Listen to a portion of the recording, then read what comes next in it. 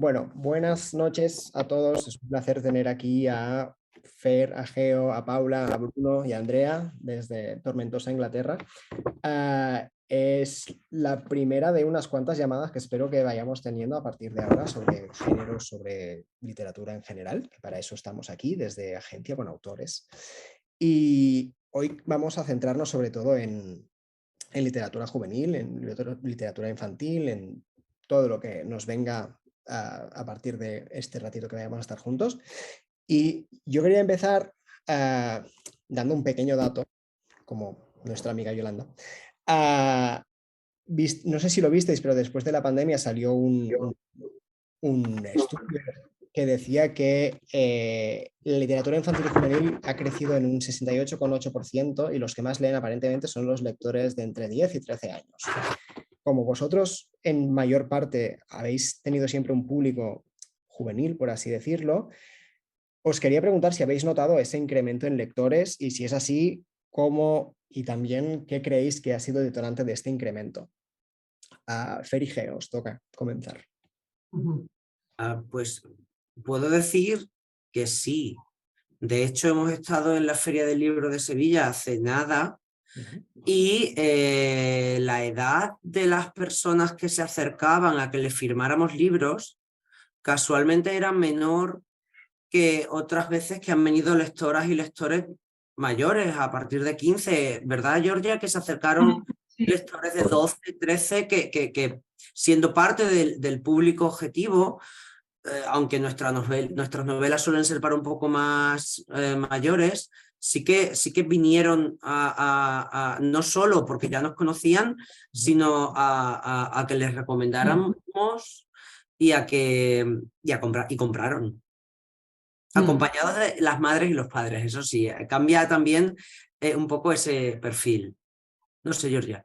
Sí, no, vale, yo coincido contigo. Sí que es verdad que, a ver, todo el mundo, ¿no?, vivió estos años de pandemia distintos, o sea, cada uno, ¿no?, su experiencia, pero sí que es verdad que así en general, no ya la gente más joven, los lectores, sí que para muchos fue como un parón y un poder como respirar y darse cuenta de que igual no hace falta ir tan rápido por la vida, al menos a mí me pasó, ¿no? Yo en mi caso me quedé un poco sin parte de mi trabajo, me quedé en casa, pues te obligaba mucho a echar el freno y yo creo que esto hoy en día que al final, ¿no?, mucha gente no tiene tiempo de leer porque tiene tantas tantas distracciones, de repente, ¿no?, encontrarse que yo qué sé, pues que no puedes salir de casa y tal, te puede como reconciliar un poco con una actividad que es mucho más sosegada como la lectura. Pero sí, estoy de acuerdo con Fer, nosotros sí que algo lo hemos notado, sí que es verdad que pues nuestro público igual es un poquito mayor que estos 10, 13 años, pero se nota, se nota. Y Andrea, Bruno y Paula, ¿opináis también lo mismo? ¿Habéis notado un incremento en esta línea desde la pandemia? Yo creo que sí, y también lo que comentaban en la Feria del Libro de Sevilla, se veían muchos lectores jovencísimos, de 10, 11 años, y es algo que yo no había visto antes. Sí que te viene uno o dos, pero ahora yo creo que eran más jóvenes. Interesante. De hecho, vinieron a la caseta preguntando por libros de Paula. No. Sí, y te vendimos un par de libros, Paula. ¡Ay, muchas gracias! Pues hablando de la pandemia, porque todavía estamos hablando de pandemia, yo durante el confinamiento fui un gran defensor de que a raíz de la pandemia volvería el fantasy con mucha fuerza, porque la gente necesitaría un escapismo total de lo que nos estaba tocando vivir en ese momento. Sí que dentro de mi predicción no entraba tanto el tema de que el fantasy vendría en forma de romantasy, este famoso cosa que ha salido ahora, ¿no?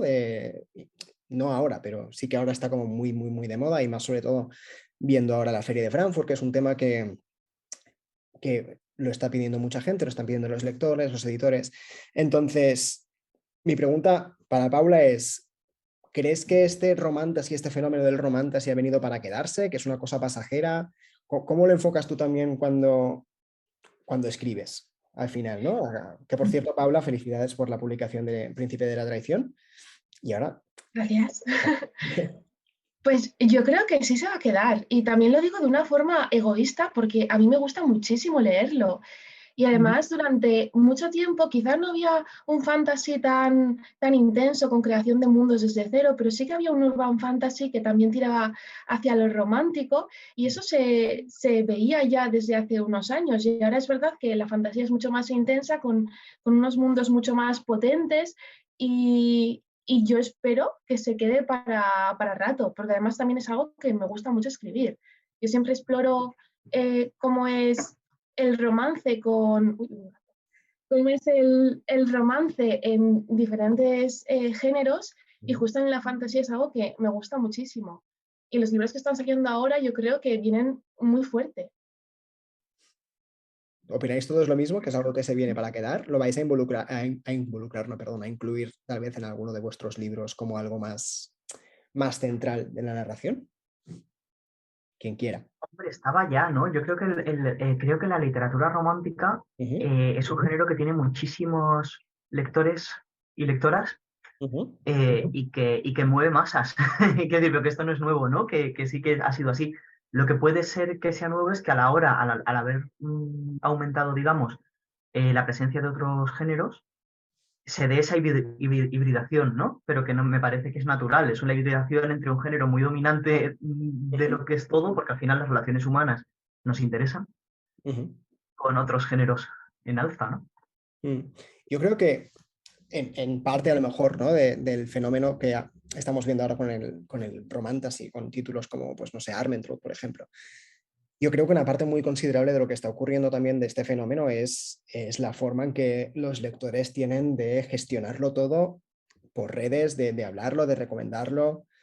Y al final estamos detectando un poco todos que la literatura para jóvenes, que va como más dirigida a este público, ya automáticamente se mueve más por redes que casi por librerías. Entonces, vosotros 5 concretamente tenéis un posicionamiento en redes muy trabajado y que os ha costado un esfuerzo. Entonces, sí que me gustaría saber cómo lo compagináis, ¿no? ¿Cómo compagináis vuestro día a día como autores y el hecho de ser personas un poco públicas, por así decirlo, en cuanto a redes? ¿Os ayuda a mantener el contacto vivo con los autores? ¿Es una cosa que notáis que os piden más a menudo, que ha cambiado en los últimos 2-3 años? Y si ha cambiado también, ¿ha cambiado a bien? ¿Ha cambiado mal? ¿Y cómo también os afecta vuestra forma de trabajar? Perdón, esta es para Bruno. Pues la verdad es que siendo así que sí que tengo presencia en redes, como mucha gente, a mayor o menor medida, en mayor o menor medida, la verdad es que no lo hago de forma sistemática. Creo que probablemente igual lo ideal sería hacerlo de una forma más sistemática, más que esto es parte de mi trabajo y creo que lo es, pero la verdad es que sí que, por lo menos yo creo que no se puede perder de vista que la parte principal de nuestro trabajo es otra, ¿no? Que debemos dedicar, y es una parte, o sea, la parte de escribir es una parte que lleva muchas horas, no solamente escribir, sino idear y preparar y dar vueltas y corregir, ¿no? Lleva muchísimo tiempo y si dedicamos todo el tiempo que las redes necesitarían, eso ya es un trabajo de jornada completa, ¿no? Entonces, lo que creo que es importante es encontrar el equilibrio. Y en mi caso concreto, el equilibrio ha sido ver cómo puedo hacer que la parte de redes sea casi ocio, o sea, que entre de forma natural en mi vida, de cuando a mí me apetece y cuando me sale compartir y cuando quiero, lo que significa que a lo mejor soy menos activo de lo que idealmente sería si me dedicara a eso jornada completa, pero me permite escribir, dedicándole el tiempo que necesito para escribir y además me permite estar en las redes de forma relajada y divertida y creo que quizá más natural que si me lo tomase con más sistemas, no sé cómo decirlo. Os he visto a todos asentir en algún momento dado. Entonces, ahora tengo como mucho interés de saber cómo gestionáis también vosotros esto, porque al final También. porque estamos como muy acostumbrados a que esta inmediatez que tienen los lectores con los autores ahora a veces se puede convertir en algo contraproducente, sobre todo para vosotros, y a veces, según como, un poco incluso tóxico, con lo cual esa forma de asentir generalizada en algunos momentos de cuando está hablando ahora Bruno, me da que pensar que seguramente tenéis visiones como parecidas, pero como muy puntuales. Entonces, sí que me gustaría saber, por ejemplo, Georgia, ¿qué opinas tú de esto? ¿Cómo lo gestionas tú también? Pues a ver, yo tengo una relación, yo lo reconozco, es una relación amor-odio con las redes, porque yo soy una persona muy tímida, muy privada, pero sí, mira, yo lo que intento en redes es, mis redes son personales, realmente no lo considero algo profesional, sino más bien algo como mixto. Okay. Y yo, al menos personalmente, lo que intento es ser lo que soy yo en persona, es decir, no ser diferente a si estamos, como decía antes Fer, ¿no?, en la caseta de la Feria del Libro Firmante, si me acerca alguien a preguntar por nuestros libros, pues voy a intentar ser en redes igual que en persona, ¿no? Al final intentar ser una persona cercana. Yo de momento, en principio, nunca hemos tenido ningún tipo de presión o problema o mala experiencia, al contrario. De hecho, yo tengo la suerte de que a través de redes y de lectores nuestros hemos conocido gente maravillosa que luego te los encuentras en persona. Entonces, de momento, en nuestro caso, para mí todavía es manejable poder hacerlo, o sea, todavía es manejable poder hacer un poco es eso, o sea, son redes que son personales, pero con esta vertiente un poco más profesional, pero siempre intentando ser yo. No sé si, ¿sabes? Sería esto. Muy bien. Y un poco en relación con esto, sin tener tanto que ver con las redes, bueno, no me he tomado la libertad de no contar los años acumulados que lleváis entre todos publicando, pero son unos cuantos. O sea, si lo paráis a pensar, son unos cuantos. Y no tanto con relación directa a las redes, pero sí que me gustaría saber cómo habéis notado vosotros el cambio del público hacia vuestra obra con la perspectiva del tiempo. O sea, por ejemplo, Fer, tu primera novela se publicó hace unos 10 años. En el 2010, soy el talludito. 12, y en tu caso, Andrea, fue bueno, un poquito antes, digo, sí, ¿no? Antes que la primera de Fer, o por ahí. Andrea, no te escuchamos. ¿Me oís ahora? Ahora sí. Bueno, pues en 2014, la primera. Vale, pues siguiendo con eso, ¿no? En plan, ¿cómo has notado tú en estos 8 años, que se dice pronto, con unas cuantas novelas ya a tus espaldas, con muchos proyectos por delante? ¿Has notado un cambio de esos lectores, que muchos de ellos seguramente se han quedado contigo desde el principio, que siguen contigo batallando por tus libros? ¿Cómo es tu relación con ellos? ¿Ha cambiado? ¿Notas que son a veces más críticos? ¿Cómo funciona eso? ¿Cómo se gestiona esta base lectora que os habéis ido ganando vosotros desde el primer libro hasta ahora? Ahora es más activa, creo yo. Yo, por ejemplo, saqué 2 novelas en 2021 y volviendo un poco a lo que hablábamos antes, sí que noté mucho que había como ese apetito por novelas nuevas tras la pandemia, porque sí que vi que eso, que se habían volcado de una manera que no se habían volcado antes, que hicieron un montón de cosas online, en plan fanfics, fanarts, hasta Discords con la novela. O sea, eran cosas que yo no había visto a ese nivel antes y que sí que los vi muchísimo más activos de lo que habían estado antes. Porque luego, por ejemplo, llegaban las firmas y tenía más o menos el mismo volumen de gente al que estaba acostumbrada, quizá un poquito más, pero tampoco era una locura, pero a nivel de comunicación en redes sí que aumentó muchísimo. Y, por ejemplo, cuando empecé, la movida eran los blogs y cuando tenías una reseña te etiquetaban en Twitter, pero la red social principal eran los blogs, eran eso, en las reseñas donde había la comunidad, era la época de la Bloggers LitCon y todas esas cosas qué recuerdos. Y ahora pues los blogs creo que ya no tienen tanta importancia como la llegaron a tener. Ahora Instagram es mucho más potente, TikTok está volviéndose muy, muy potente, evidentemente. Y Twitter creo que antes era eso, una herramienta para difundir quizá más otras redes y ahora es una red social potentísima y un elemento de comunicación muy, muy útil. Sobre todo para mí que vivo en Inglaterra, que no siempre puedo asistir a eventos o a firmas de libros, Claro. sí que me ayuda muchísimo a estar conectada con mis lectores. Bueno, yo creo que lo que decías ahora hace un momento, ¿no? De que en 2020 fue como un año muy interesante para publicar. Creo, ahora, si me equivoco, me corregís, pero creo que en 2020 los 5 publicasteis. O sea, que los 5 sabéis lo que es publicar en pandemia, ¿no? Paula ha mirado así como arriba pensando, ¿sí? ¿No?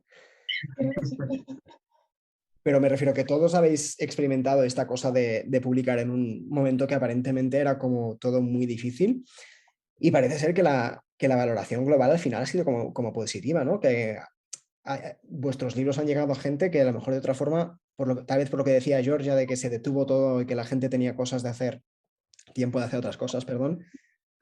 Lo mismo la posibilidad de llegar a estas nuevas historias, pues algo tenemos que agradecer a estos meses terribles que todavía no se van, pero bueno, ahí vamos. Lo que me lleva a preguntaros ahora es, viendo el panorama actual, o sea, a día de hoy, ¿cómo hacéis la valoración de la literatura juvenil, pero no solo de la literatura juvenil, sino también de la etiqueta de literatura juvenil? O sea, son 2 valoraciones diferentes, soy consciente de ello, pero sí que me gustaría saber eso, ¿no? ¿Qué pensáis? ¿Cómo veis la situación para el público joven en nuestro mercado? Ya no me pongo a nivel internacional, en nuestro mercado a día de hoy, ¿cómo la veis? Y esta etiqueta literatura juvenil, ¿creéis que va siendo hora de que tal vez la dejemos, que la modifiquemos, que la repensemos? Geo. Uy, a ver, primero, estas son 2 preguntas, Y encima La son primera, las... me ha dicho a mí, Fer, es broma, luego te dejo. No, pero es verdad que, Jolín, siempre lo decimos, es que la gente joven lee y lee mucho y es maravilloso lo que estábamos diciendo antes. Y por lo tanto, al menos en nuestro país y en nuestro mercado, yo no lo veo, o sea, yo veo que la literatura juvenil está en auge, la gente, los chicos se mueven, hacen comunidad, porque además esto es maravilloso, ¿no? Que la gente que le gusta leer se encuentren, tengan iniciativas. Esto antes lo hablábamos, ¿verdad? Que hemos estado en la Andalucía ReaderCon y se veía en el ambiente, es decir, y las charlas estaban llenas y chavales paseando, es decir, la literatura juvenil, por mí, vamos, tiene una buena salud y tiene un futuro brillante. Y la otra pregunta, ¿no? Que es lo de, bueno, la etiqueta, al final siempre decimos, ¿no? Que lo de juvenil no es un género, es una etiqueta que te sirve, prácticamente una categoría de marketing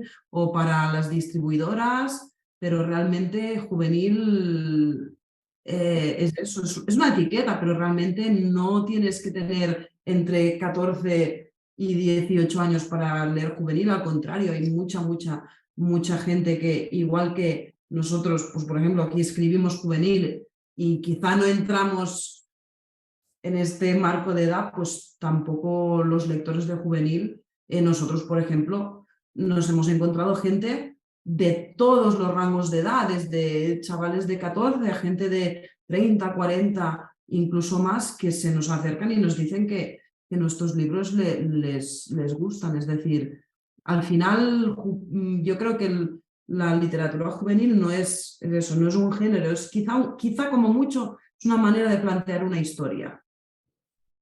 Pero nada. Genial, la verdad, porque además, Geo, de la forma que lo has argumentado, me da paso a mi siguiente pregunta, que era, ahora teníamos la etiqueta de literatura juvenil y ahora estamos en el famoso New Adult, que no sé, he escuchado otra cosa que no sea New Adult, pero es como una franja muy pequeñita que cada vez se está haciendo mayor. Entonces sí que me gustaría saber, así como rápido un poco todos, ¿dónde os posicionáis vosotros? ¿Dónde os sentís más cómodo? Dentro de este New Adult que cada vez es más amplio, que ya vamos de 17 a 30, ¿para quién os sentís más cómodos escribiendo? Fer, que te veo. Yo creo que Georgia y yo, cuando planteamos las novelas juveniles, siempre decimos que a pesar de que se cataloguen a partir de 14, nosotros concebimos también la literatura juvenil como algo aspiracional, ¿no? Algo hacia lo que el lector quiere aspirar.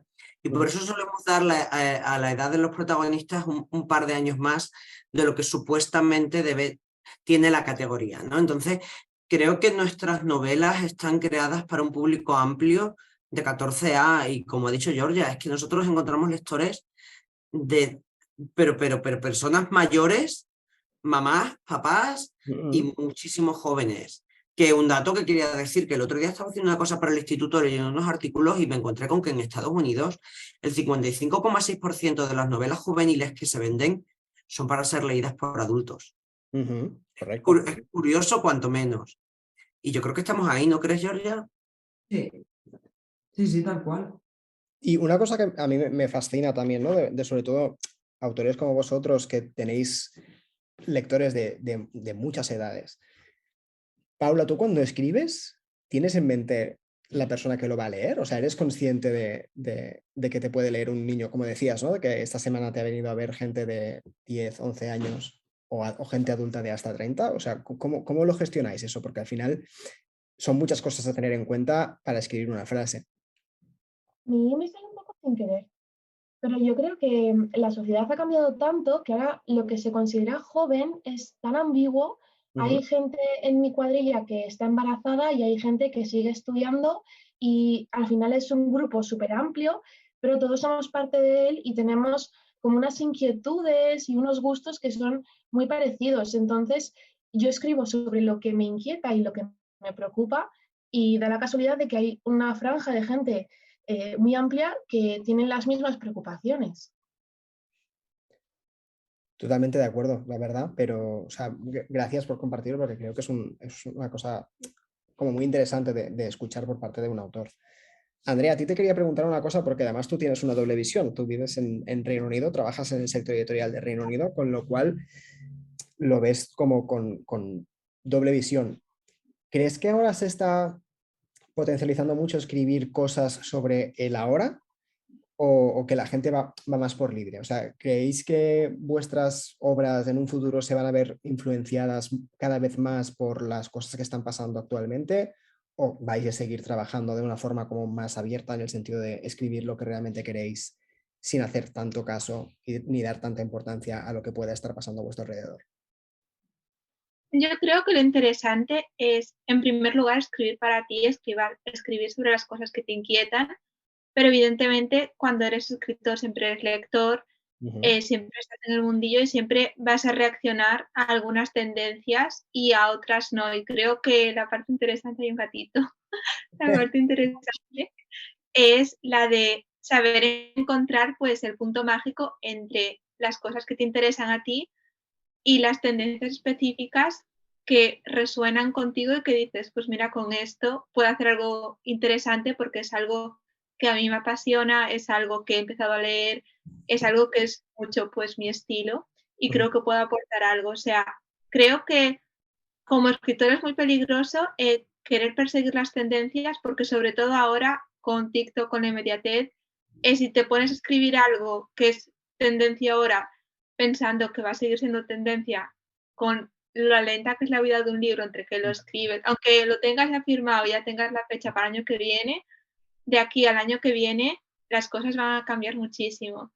Entonces creo que lo interesante es eso, pues beber de todas las tendencias, beber de todo lo que está ocurriendo ahora, saber adelantarte un poco a qué cosas crees que van a llamar la atención en el futuro, pero como no perder nunca la brújula de por qué escribes y qué son las cosas que te interesan a ti, el tipo de libros que quieres escribir tú.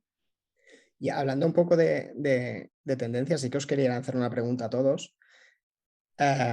Independientemente de tendencias y de modas y compañía, siempre hay una pregunta que creo que se le hace a todos los autores y es una pregunta que la entiendo mucho desde el punto de vista del lector, especialmente si son lectores vuestros como que os siguen de verdad, como que se quieren preparar para un hipotético futuro.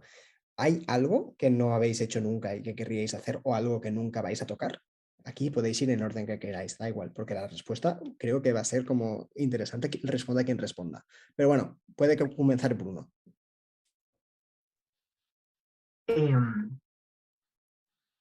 me cuesta porque estoy todavía un poco con la cabeza pensando en lo que estábamos diciendo de juvenil y de la etiqueta y de a quién escribes, que es una cosa que me ha interesado, perdón. Yo creo, no sé, creo que no hay nada que yo ahora mismo pueda decir, esto no lo haría.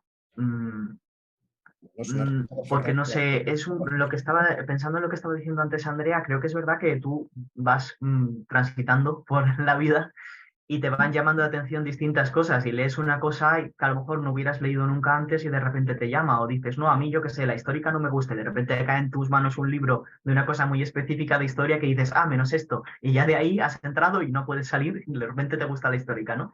Claro. Entonces me parece que escribiendo puede ser un poco igual, ¿no? Que a veces dices, yo esto no lo haría y de repente, por lo que sea, te llama la atención o se te ocurre algo justo de eso y te tienes que, pues que desdecir y contradecir a ti mismo, ¿no? Así que de momento yo diría que no hay nada que yo esté seguro que no. Y no me acuerdo cuál era la otra pregunta, perdón. No, tranqui. Paula, what about you?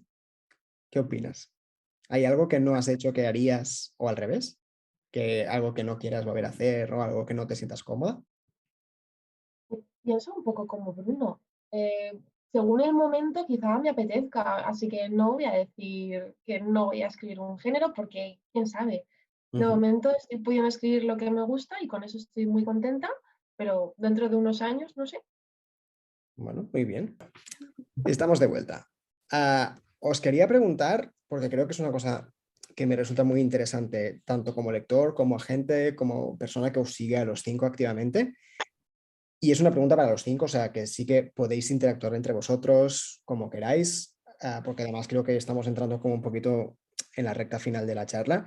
¿Cuál es vuestro proceso creativo? ¿De dónde sacan Fer y Geo las ideas para la música de Los Prodigios, por ejemplo? ¿De dónde sale Kiss and Cry o La Princesa de Invierno o la Ciudad de los Mil Ojos? ¿Cómo se generan estas historias en las mentes de estos 5 autores? Paula, empieza tú. Yo me obsesiono con alguna idea hasta que puedo escribirla. Y entonces puede ser un personaje o una escena o un concepto. Y cada historia yo creo que tiene como su chispa y luego se prende todo y puede estar durante meses dándole vueltas en la cabeza y solo es una escena o solo es un personaje hasta que por fin me puedo poner a planificarlo o ya directamente a escribirlo. Pero suele ser algo como que se me queda dentro y hasta que no lo saco no dejo de pensar en ello. Bueno, obsesivo bien, está bien. Forma parte del ADN de los autores y las autoras. Forma parte. Sí, ¿no? Bruno, ¿qué hay de ti? ¿Cómo salió? Bueno, yo sé cómo salió La Ciudad de los Mil Ojos, pero ¿de dónde salió La Ciudad de los Mil Ojos? Eso. En realidad, iba a decir que mi proceso es parecido al de Paula. Me ha gustado lo que has dicho, Paula, de lo de la chispa, porque me parece muy, muy descriptivo. Efectivamente, para mí también hay como de repente algo que es esa primera idea, ¿no? Esa llama. Y a partir de ahí, pues mi sensación es como de estar recolectando pequeños trocitos de información que son como piezas de la historia. Entonces voy recogiendo piezas que no sé dónde están, pero en mi día a día de vez en cuando surge algo que como que pega con esa chispa que tengo ya ahí y entonces la voy metiendo en ideas para esta historia. Y antes o después esas piezas empiezan a encajar y vas viendo una imagen. Y hay un momento en el que ya solo faltan 2 o 3. Entonces, idealmente esperas a recolectarlas e incluirlas en la imagen, pero a mí por lo menos, no sé cómo os pasa a vosotros, pero me pueden las prisas y ya cuando me faltan solo 2 o 3 ya estoy garabateando cosas en papeles y haciendo ideas de personajes y dibujando a uno, fatal porque no sé dibujar, pero yo lo intento, y así, ¿no? Haciendo una playlist y tal. Y ya cuando de alguna forma tienes todas las piezas, para mí es cuando ya empiezo hay como esa etapa de recolección, la chispa, la recolección y después la planificación. Y a partir de ahí ya sí que todo tiene forma. O sea, digamos que ya tienes la imagen y entonces le pones la estructura.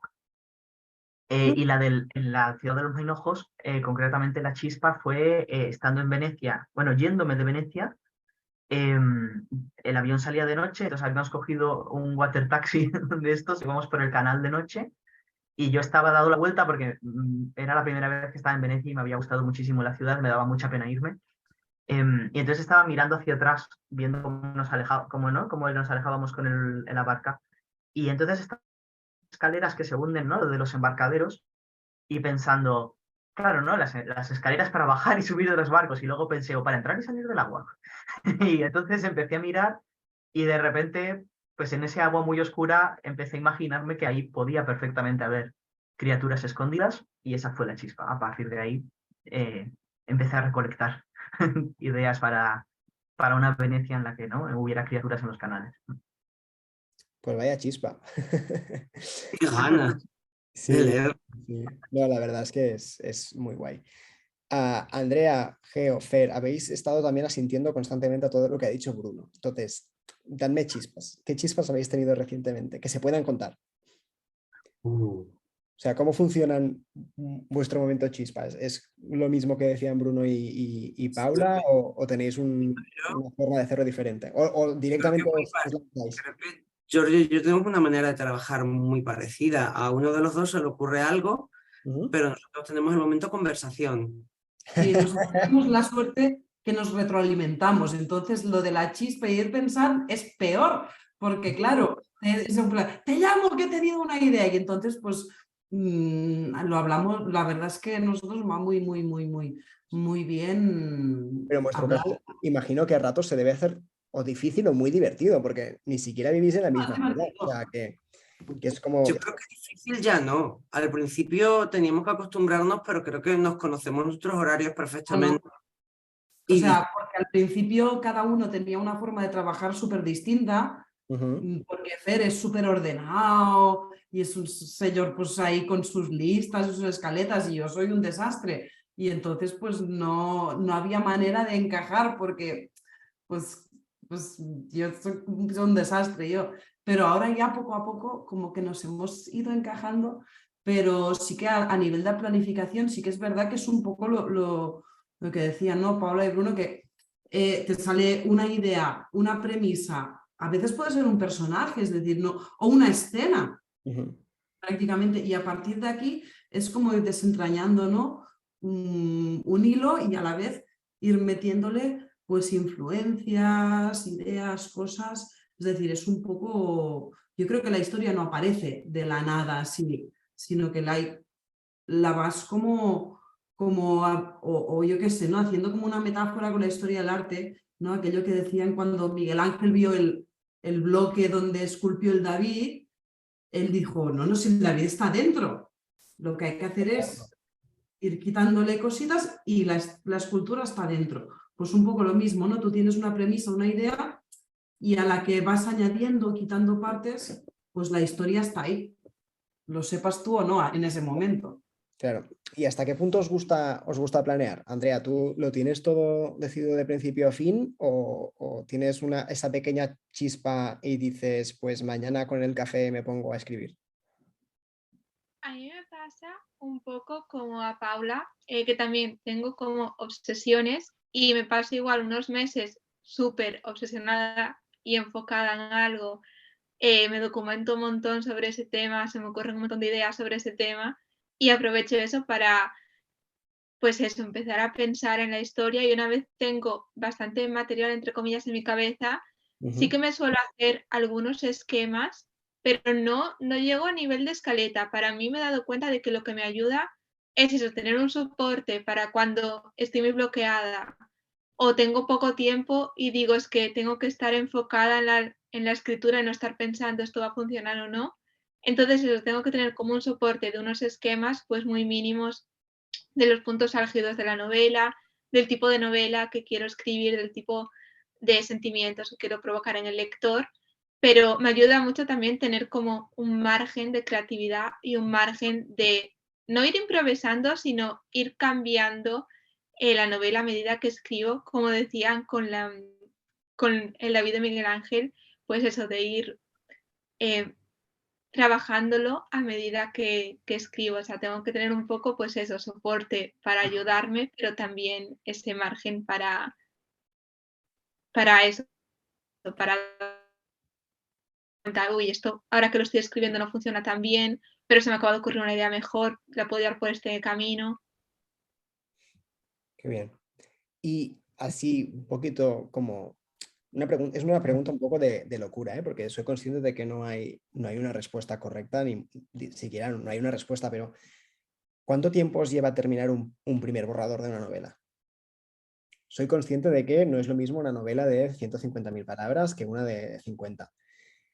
Pero teniendo en cuenta lo que decíais antes de niveles de obsesión, de pseudoplanificación, ¿cuánto tiempo podéis llegar a dedicar a eso, a esta cosa obsesiva que se os mete en la cabeza y no puede salir? O sea, ¿corréis más para terminar antes o decidís hacer el contrario para disfrutarlo más? Pero el primer borrador cuenta con escribir el primer borrador o estás hablando de No. imaginarlo. No vale, imaginarlo no vale, tiene que estar... La chispa hasta el primer borrador. Sí.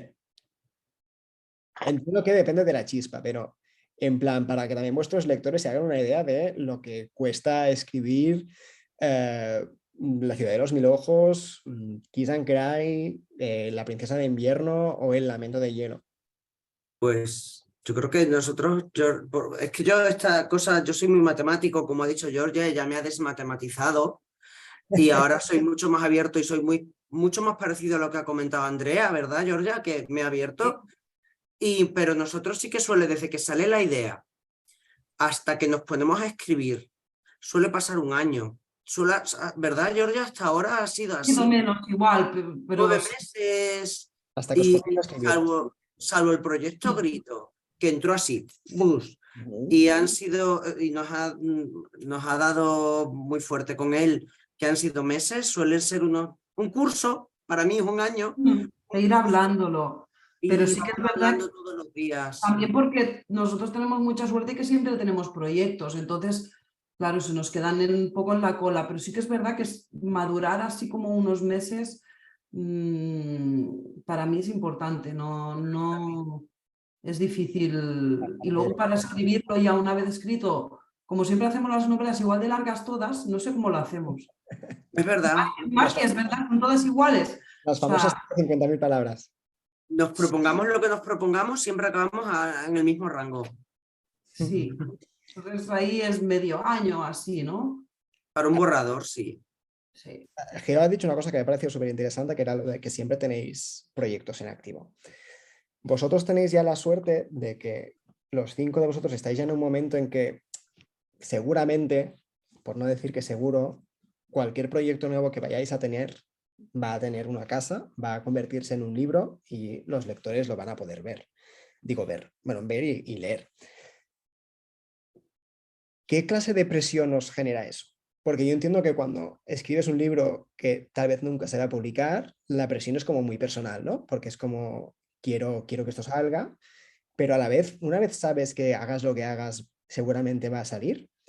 ¿Os sentís más presionados ahora que antes? O sea, ¿os sentíais más libres antes, tal vez, en ese sentido? O sea, antes de comenzar a grabar la conversación, Fer mencionaba sobre la famosa y odiosa fecha de entrega, pero una vez las tienes, ¿se vive mejor sabiendo que esa fecha existe o es una especie de migraña constante que os persigue y no os deja dormir?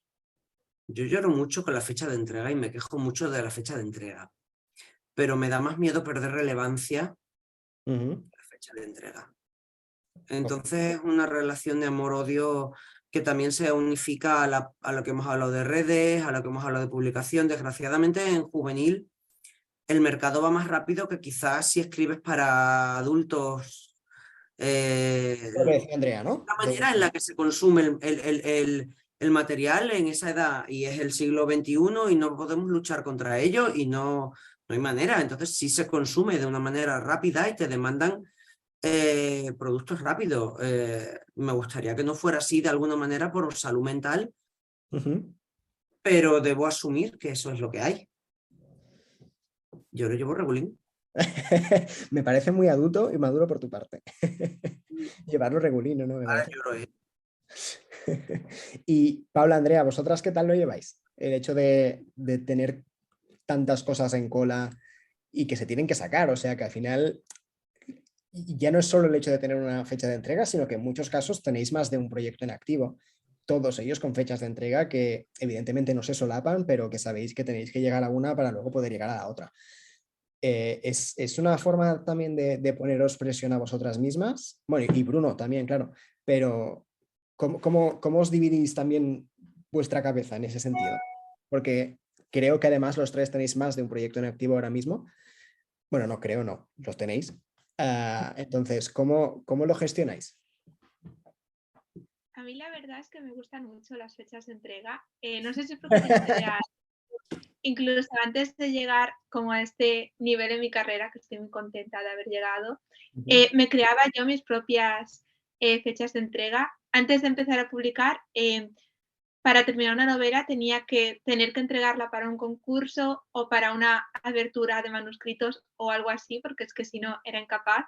Y después lo que hacía, cuando ya había publicado, pero no tenía este momento en el que tenía pues encargos o muchos proyectos en activo, era mandarle un email a mi editora y decirle estoy acabando, te entrego en un mes, cuando igual estaba por la mitad, no estaba acabando en absoluto, sino simplemente para decir, bueno, me he comprometido a entregarla en un mes y ahora la tengo que entregar. Entonces, para mí, trabajar así con muchas fechas sí que me ayuda mucho a organizarme, porque si no soy de procrastinar muchísimo. De lo que decías antes, que imaginar la novela no es escribirla. Si no tengo fecha, pues en cuanto estoy mini bloqueada, pues me pongo, voy a imaginarme lo que va a pasar en la novela y luego nunca lo escribo. Entonces, para mí tener fechas de entrega es perfecto, ideal, y para mí funciona al máximo. Paula, ¿qué tal en tu caso? Yo opino igual que Andrea. Quizá no funcionemos del todo bien porque se supone que es algo que te genera más estrés, pero a mí ver una fecha me ayuda eso a planificar cómo me voy a gestionar yo el tiempo. Entonces, saber que para un punto tengo que entregarlo me ayuda a moverme y a decidir cómo quiero moverme. Y además, tener una fecha de entrega tiene algo que es bueno, que es que se va a publicar. Entonces, eso también me genera una tranquilidad. Que antes, para mí esta situación es nueva, antes quizá escribes y no sabes muy bien si eso va a llegar a algún punto o no, y por otra parte tienes la tranquilidad de que si al final no te gusta, puedes no mandarlo a ningún sitio, pero también puede ser que hayas trabajado muchísimo sin que eso tenga luego una salida. Y a mí tener una fecha de entrega me proporciona paz. Sí, y de hecho, os puedo confirmar que le proporciona paz porque hace aproximadamente una semana y yo tuve que llamar a Paula por un tema de fecha de entrega y estaba más asustado yo que ella, o sea que al final se lo tomó mucho mejor de lo que yo esperaba, o sea que muy bien. Y luego os doy paso por si queréis comentar algo que se haya quedado en el tintero, porque estas cosas siempre pasan, pero mi última pregunta creo que es una cosa que en algún momento os va a aparecer siempre. ¿Cómo lleváis el síndrome del impostor? Los 5. ¿En qué punto estáis? ¿Lo queréis mucho? ¿Lo odiáis mucho? ¿Sois amigos? ¿Ya no pensáis en él? ¿No lo veis? Está ahí. Pero yo creo que es inevitable, ¿no? O sea, es un sentimiento muy humano. Tú no, Tal cual, tal cual. O sea, en el momento que tú publicas un libro, que además siempre lo decimos, ¿no? El libro es tuyo hasta que está en las librerías y entonces ya es de los lectores. Pues tú en este momento, el miedo siempre va a estar, pero yo creo que no es malo. Es decir, al final también también te lleva, al menos a mí, a hacerlo cada vez mejor es decir, yo no creo que el síndrome del impostor o sea, si no te derrota realmente, o al menos en mi caso, es un modo de decir, venga, o sea, si no ha salido bien, pues no pasa nada, siempre se puede hacer, intentar hacerlo lo mejor posible. Es decir, yo, ¿ves? Yo lo llevo, o sea, bien. Lo gestionas. Lo gestiono, es decir, no es mi amigo, digamos, pero bueno, o sea, está aquí, pero puedes ignorarlo. O ignorarlo eso, o usarlo a tu favor. Nosotros tenemos suerte porque no solemos tenerlo a la vez. Bueno, eso es cuando bien. lo tiene el uno no lo tiene el otro y cuando lo tiene la una no lo tiene el otro. Entonces solemos retroalimentarnos. Aparte, creo que, y ya termino, creo que te da humildad y creo que a la hora de escribir es mejor un escritor humilde Ujú. que un escritor que, que piensa que todo lo hace bien. Porque entonces tampoco hay margen de mejora, como ha dicho Georgia, y yo quiero seguir escribiendo, pero quiero hacerlo mejor. No escribo igual cuando empecé a publicar que ahora. Pues es una... Uy, no sé qué ha sido eso. Los correos que no paran de llegar. Correcto, será un correo, será un correo. Bruno, ¿qué opinas tú? Que te he visto escuchando a Georgia muy activamente. Pues no, es que me estaba pareciendo muy interesante lo que decía ella. Realmente me parece que queda poco que agregar porque me ha gustado mucho cómo lo has explicado. Estaba pensando que cuando necesito convertir en productivo el síndrome del impostor, o sea, que creo que el síndrome del impostor, si no logras hacer eso, ¿no? Domarlo, como decía Georgia, puede bloquearte y ser un obstáculo, ¿no? Y para mí una forma práctica, no tan filosófica, porque no lo había pensado antes tanto, ahora lo voy a pensar más, pero una forma práctica de solucionar eso para mí es leer algo que me guste mucho, que puede parecer contraintuitivo porque coges algo que te encanta y a lo mejor el síndrome del impostor podría llevarte a nunca voy a llegar a escribir algo igual de bueno, debo desistir, pero realmente no es así, al contrario, para mí, aunque podría ser eso, no es eso. Coges algo y al contrario, de alguna forma te entusiasmas otra vez y creo que es muy difícil que te deje llevar por el síndrome del impostor si estás entusiasmado. Oye, pues muchas gracias por abriros en este caso, porque soy consciente de que es una cosa muy personal. Y ya sí, para acabar, no sé si os ha quedado algo en el tintero que hayáis querido comentar en algún momento previo. Bruno. A mí sí, sí.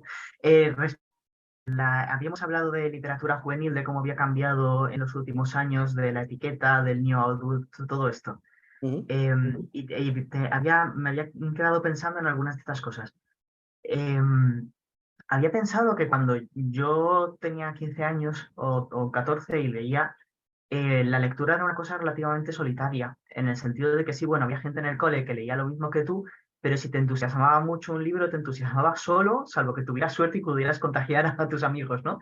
Uh-huh. Estaba pensando concretamente en cuando leí La materia oscura, que me flipó, debía tener 12 años o así, y había un niño, que era el que me lo había recomendado, de hecho, en mi curso que lo había leído, y éramos los únicos. Yo no conocía a nadie más en el mundo entero que hubiera leído La materia oscura. Y él y yo nos llevábamos bien porque leíamos, pero no éramos de los mismos grupos de amigos, cosa que en ese momento era muy importante. Y entonces, claro, pues sí, de vez en cuando friqueábamos un poco de La materia oscura, pero digamos que no era nuestro día a día. Y ahora pienso, jolín, es que ahora te encanta, buscas el hashtag en Twitter o en Instagram o lo que sea y tienes a un puñado de gente con la que friquear y esperar la segunda parte y lo que sea, ¿no? Entonces creo que ya cambia en sí la experiencia cuando se convierte en una cosa colectiva en vez de, no en una cosa social, en vez de en una cosa solitaria. Y puedo entender que eso en el momento de la adolescencia en el que lo social es lo más importante y lo que más tira, pues claro, que si la lectura se convierte en una cosa colectiva y social en la que puedes disfrutar de esto con más gente, ojo, pues yo también, si ya leía, creo yo, mucho, entonces hubiera leído el triple si encima hubiera podido compartir esto de la forma que ahora pueden, ¿no? Que me da un poco de envidia, pero bueno, se lo perdonaré porque está leyendo mucho y eso me alegra el corazón, así que bueno. Pero, y otra cosa que... Ay, perdón. Voy a interrumpirte, Bruno, porque el talludillo del grupo tiene doble envidia, porque cuando yo tenía la edad objeto de la literatura juvenil, en España se publicaba prescripción realista, o sea, prescripción realista para juvenil, o sea, y era horrorosa. Lo siento por quien escriba prescripción realista, pero a mí me parecía horrible, no podía alejarse más de mi realidad.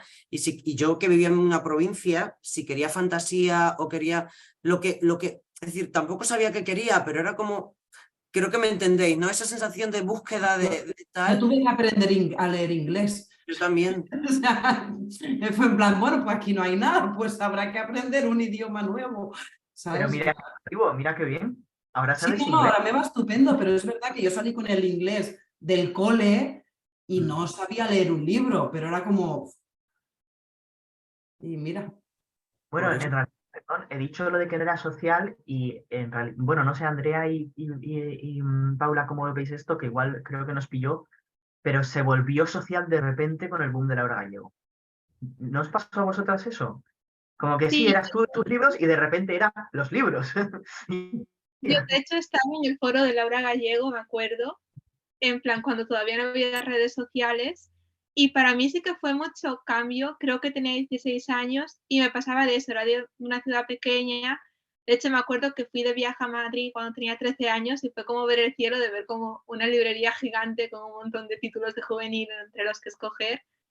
Y eso, mi grupo de amigas nadie leía, entonces pues era como mi rollo friki aparte, y luego con mis amigas pues tenía otras cosas en común.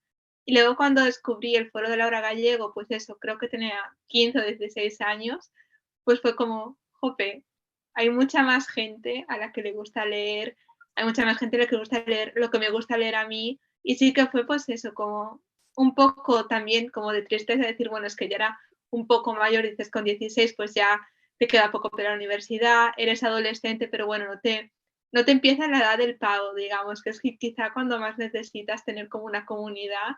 Entonces, pues sí, fue muy guay, pero por otro sentido era en plan, ojalá haber descubierto esto pues hace 2 o 3 años, que igual me hacía más falta. Mm, Pues Oye, sí. pues me parece súper interesante la forma en la que de repente hemos vuelto al pasado, ¿no? Casi conjunto, porque tampoco nos llevamos todos tantos años y yo estaba callado, pero mi experiencia fue tal cual la misma, o sea que es bonito, triste, pero bonito. Y el ver que ahora el efecto de lectura está cada vez como abrazando a más gente, creo que es una cosa muy positiva y de la que nos debemos alegrar mucho. O sea que felicidades a los 5 también, ¿no? Porque sois parte culpable de que esta generación de lectores esté aquí como muy activa. Y nada, también para despedir la charla, la primera que hacemos, daros las gracias por tomar un ratito, más de lo que habíamos pensado, pero creo que ha sido muy interesante. Yo Para me charlar. tomaría mis cafés con cualquiera de vosotras y vosotros. Ay, yo también. El próximo en persona. Porfa. Y nada, que muchas gracias. Os seguiremos leyendo y nos vemos en la próxima.